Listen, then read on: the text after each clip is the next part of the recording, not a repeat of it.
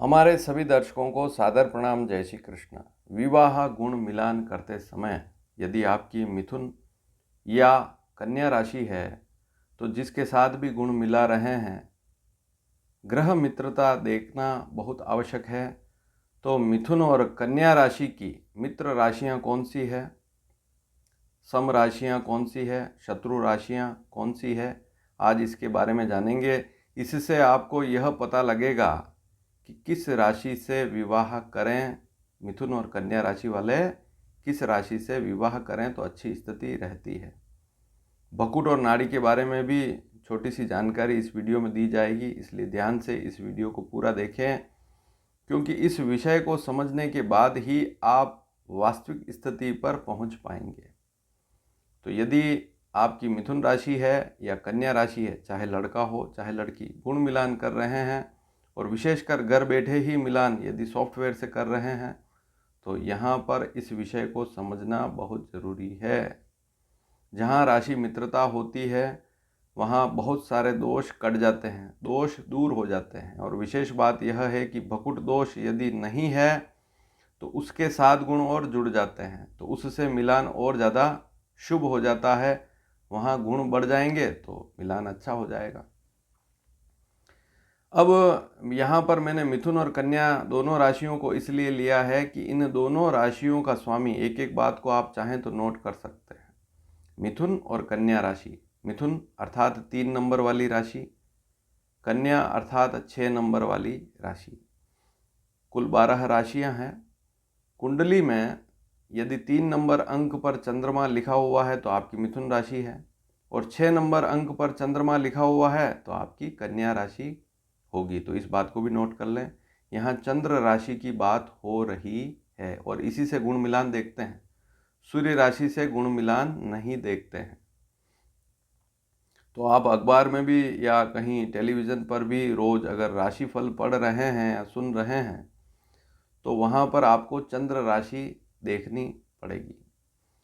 तो मिथुन और कन्या राशि यहाँ बहुत ही महत्वपूर्ण विषय है, क्योंकि या आज जो बात हो रही मिथुन और कन्या राशि की बात हो रही है। तो मिथुन और कन्या राशि का स्वामी कौन सा ग्रह होता है? बुध ग्रह। दोनों राशियों का स्वामी कौन सा ग्रह है? बुध ग्रह। इसलिए दोनों राशियों को लिया है। और बुध में विशेष बातें, कुछ बातें ऐसी उनको विशेष ध्यान में रखेंगे तभी जाकर मिलान सही हो पाएगा। अब मैंने यह तो बता दिया कि मिथुन और कन्या राशि का स्वामी बुध ग्रह है, लेकिन जो अन्य ग्रह हैं जैसे सूर्य है, चंद्रमा है, मंगल है, गुरु है, शुक्र है, शनि है, इनकी भी राशियां हैं। तो उनके साथ मिथुन और कन्या राशि का तालमेल बैठेगा या नहीं बैठेगा, इसको कैसे समझेंगे? सबसे पहले महत्वपूर्ण एक बात नोट करें। सूर्य जो है वह बुध को मित्र नहीं मानता है, सम मानता है। मित्र नहीं मानता है, शत्रु भी नहीं मानता है, सम मानता है। नोट कर लीजिए। चंद्रमा, एक विशेष बात है यहाँ पर कि चंद्रमा बुध को, अगर वहाँ पुराणों को पढ़ेंगे तो चंद्रमा का पुत्र बताया है बुध को, तो चंद्रमा बुध को मित्र मानता है।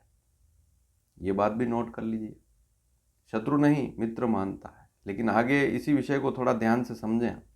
मंगल जो है वह बुध को शत्रु मानता है, इस बात को भी नोट कर लीजिए।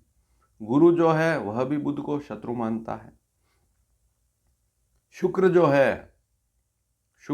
जो है वह बुध को मित्र मानता है। शनि है वह भी बुध को मित्र मानता है। राहु केतु की यहाँ पर बात नहीं होगी, क्योंकि राहु केतु की कोई राशि है ही नहीं। 12 जो राशियाँ हैं, राहु केतु का वहाँ पर कोई योगदान नहीं है राशियों में। फलित में बहुत बड़ा योगदान है, लेकिन राशियों के स्वामी राहु केतु नहीं है। हाँ, कहीं कहीं लिखा है कि कन्या राशि का स्वामी बुध है, तो राहु को भी लिखा है, केतु को मीन राशि का स्वामी बताया है, लेकिन वो अलग विषय है। यहाँ पर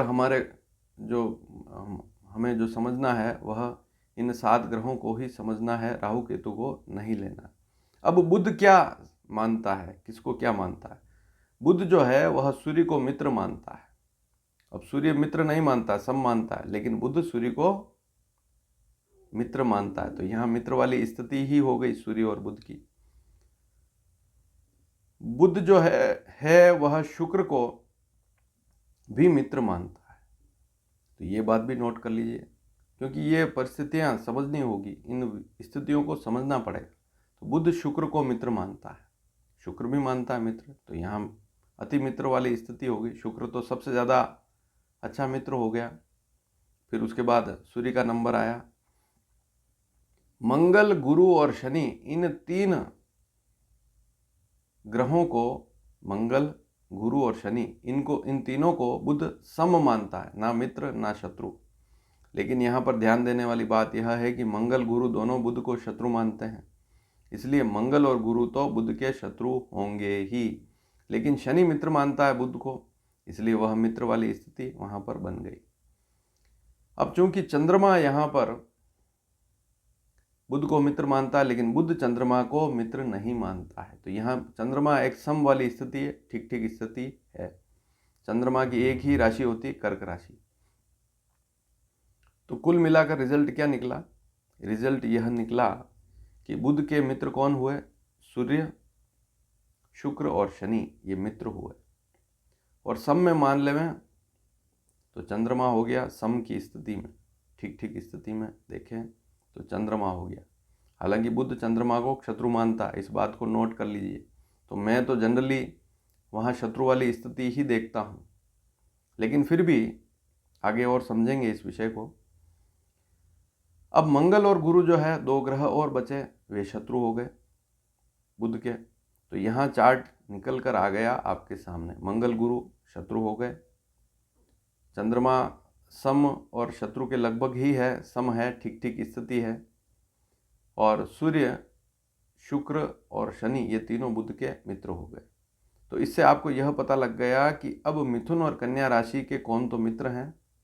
हालांकि शनि भी यहाँ सम की श्रेणी में ही लेंगे, लेकिन फिर भी मित्र वाली स्थिति ही मानी जाएगी। लेकिन सूर्य और शुक्र तो सबसे ज़्यादा मित्र वाली स्थिति है। अब जब भी गुण मिलाते हैं तो वहाँ पर हम देखते हैं कि जैसे अब मंगल की राशियाँ कौन सी है? मेष और वृश्चिक राशि। मेष और वृश्चिक राशि ये मंगल की राशियाँ। गुरु की राशियाँ कौन सी? धनु और मीन। तो अब मंगल गुरु तो बुध के शत्रु हैं, फिर मिलान करें या ना करें। तो यहाँ देखने वाली बात यह है कि मेष राशि और कन्या राशि, आप ध्यान से देखेंगे तो मेष से कन्या राशि बुध की राशि है, छठी राशि पड़ती है, और कन्या से अगर आप मेष तक गणना करेंगे तो आठवीं पड़ेगी। तो यहाँ भकुट दोष लगेगा, मेष और कन्या में भकुट दोष लगेगा, इस बात को नोट कर लें। लेकिन मेष और मिथुन की बात करें और कहीं पर गुण मिल रहे हैं, अगर नाड़ी दोष नहीं है, भकुट दोष तो लगेगा ही नहीं मेष और मिथुन में, क्योंकि भकुट दोष उन्हीं राशियों में लगता है जो राशियां एक दूसरे से दूसरी बारहवीं हो, पांचवी नवीं हो, नवम पंचम जिसे बोलते हैं, या छठी आठवीं राशियां, उनमें ही भकुट विशेष देखा जाता है। उसमें भी राशि मित्रता है तो भकुट दोष कट जाता है। तो मेष और मिथुन में क्या होगा? स्थिति वहाँ पर थोड़ी सी शुभ हो जाएगी, क्योंकि वहाँ पर भकुट तो है ही नहीं, और यदि गुण 18 से ऊपर हैं, नाड़ी दोष नहीं है, तो ऐसे मिलान को देखा जा सकता है। अब बात आती है मिथुन और वृश्चिक राशि की। मंगल की राशि एक और है वृश्चिक। तो मिथुन, कर्क, सिंह, कन्या, तुला, वृश्चिक। मिथुन वृश्चिक में शत्रुता रहेगी, भकुट दोष लगेगा, इस बात को जरूर नोट कर लीजिए। तो क्लियर हो गई बात। कन्या और वृश्चिक राशि है तो यहाँ पर शत्रुता तो है, लेकिन आप देखें कि नाड़ी दोष नहीं है। वैसे भकुट तो आएगा ही नहीं, लेकिन नाड़ी दोष नहीं है, तो फिर मिलान को देखा जा सकता है। हाँ, गण दोष भी जरूर देख लें, लेकिन गण दोष से ज़्यादा, वैसे गण दोष को ज़्यादा महत्व देने की आवश्यकता नहीं है कई मामलों में। एक बात और नोट करें वीडियो के बीच में, ये तो गुणों वाली बातें चल ही रही है, लेकिन कुंडली मिलान को सबसे पहले देखना पड़ेगा। अगर कुंडली मिलान नहीं हो रहा है तो गुण चाहे 36 में से 36 गुण मिले, कोई काम के नहीं रहेंगे। तो ये भी नोट कर लीजिए। अब चंद्रमा और बुध की बात करें तो कर्क राशि है। मिथुन और कर्क राशि में भकुट दोष अधिकतर मामलों में होता है, लेकिन जरूरी हो, गुण अच्छे मिल रहे हैं, नाड़ी दोष नहीं है, तो कुछ परिस्थितियों में अगर कुंडली मिलान अच्छी दिख रही है, परिवार भी अच्छा दिख रहा है, तो कहीं कहीं हम इसमें हाँ भी कर देते हैं, लेकिन कुंडली की स्थिति देखनी पड़ेगी। हालांकि ज्योतिष शास्त्र में मिथुन और कर्क राशि में भकुट दोष, इसे दीर्घद्वादश भकुट बोलते हैं, बताया गया है। देखिए, दीर्घद्वादश 2 और 12 राशियों वाला जो भकुट है, इसमें खर्च को देखते हैं, यात्राओं को देखते हैं। खर्च, विवाह के बाद कहीं खर्च तो नहीं बढ़ गया, या आपस में थोड़ा बहुत तालमेल भी देखते हैं। षडाष्टक, जैसे छठी और आठवीं राशियाँ हैं, षडाष्टक भकुट बोलते हैं। यहाँ पर स्वास्थ्य को देखा जाता है, रोग और कष्ट देखे जाते हैं। नवम पंचम में भाग्य देखा जाता है, संतान सुख देखा जाता है। तो 3 प्रकार के भकुट होते हैं, भकुट भी एक प्रकार का नहीं है। लेकिन अब जैसे मिथुन और कर्क की स्थिति तो आपने समझ ली, लेकिन कर्क और कन्या राशि है, तो ऐसी स्थिति में बहुत सी बार गुण मिलते हैं, नाड़ी दोष नहीं है, भकुट तो लगेगा ही नहीं, क्योंकि कर्क सिंह कन्या तीसरी राशि है, भकुट कैसे लगेगा। ऐसी स्थिति में भकुट तो आएगा ही नहीं, लेकिन नाड़ी अगर है तो छोड़ना पड़ेगा, यहाँ थोड़ा सा ध्यान देवें। अब बहुत सी बार प्रश्न आते हैं, मिथुन राशि वाले मिथुन से ही विवाह करें या ना करें। क्यों नहीं करें, बिल्कुल करें। मिथुन और मिथुन राशि दोनों की मिथुन राशि तो मित्रता है ही, कन्या और कन्या मित्रता है, मिथुन और कन्या आपस में विवाह कर रहे हैं तब भी मित्रता है, तो कोई समस्या वाली बात नहीं है। अब यहाँ पर शास्त्रों में कई जगह लिखा है कि मिथुन और कन्या राशि में एक नाड़ी होने पर भी नाड़ी दोष नहीं लगेगा, क्योंकि दोनों ही राशियों का स्वामी बुध ग्रह है, इसलिए दोष नहीं लगेगा। तो यह भी शास्त्रों में लिखा है कि मिथुन और कन्या राशि, जैसे मान लीजिए दोनों की मिथुन राशि है या दोनों की कन्या है, या मिथुन कन्या का मिलान कर रहे हैं, तो वहाँ नाड़ी दोष को छोड़ देना चाहिए। यदि गुण अच्छे हैं, थोड़े ठीक मिल रहे हैं, तो छोड़ सकते हैं। अब शुक्र की राशियाँ कौन कौन सी आती है, वृषभ और तुला राशि। अब मिथुन और वृषभ राशि का मिलान कर रहे हैं, वहाँ भकुट देखेंगे तो फिर काम नहीं चलेगा, यहाँ भकुट दोष लगेगा ही नहीं। भकुट वहाँ कंप्यूटर में बताएंगे। अब यही बात समझने की है कि अगर आप कंप्यूटर से मिलान देख रहे हैं तो गलतियाँ करते हैं। वृषभ और मिथुन राशि में मित्रता है शुक्र और, तो भकुट दोष नहीं लगेगा। इसी प्रकार से मिथुन और तुला देखें आप, मिथुन कर्क सिंह कन्या तुला नवम पंचम भकुट नहीं लगेगा, कन्या तुला में भी भकुट नहीं लगेगा। वृषभ मिथुन कर्क सिंह कन्या, वृषभ और कन्या में भी भकुट दोष नहीं लगेगा। हाँ, नाड़ी पर थोड़ा सा ध्यान जरूर दे दें। मैं नाड़ी पे बहुत सारे वीडियो बनाए हैं, उनको ज़रूर देखें प्लेलिस्ट में जाकर।